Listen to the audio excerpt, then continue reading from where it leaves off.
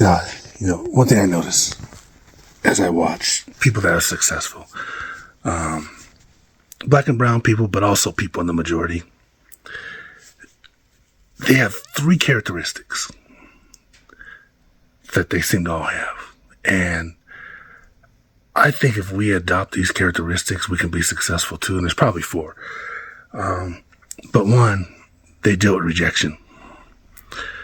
Rejection. They seem to be able to face rejection, put themselves in a situation where they will be rejected. Ask for meetings where people will say no.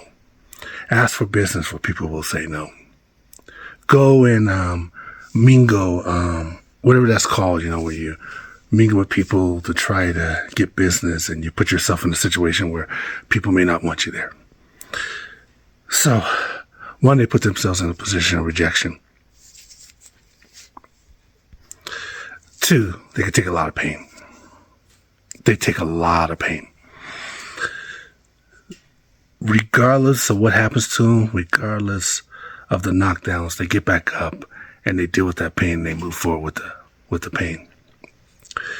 Three, they're very disciplined. They just keep going and going and going. They'll set these goals or whatever for themselves and they just able to keep going. It's a discipline, whether it's boring or not. And then the last thing, which is probably the hardest, is really the hardest thing because you got to face yourself.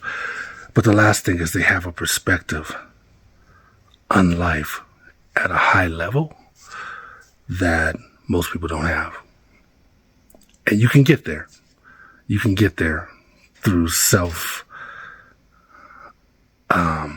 observing, through self-improvements or whatever it is. But it takes almost a lifetime to get there.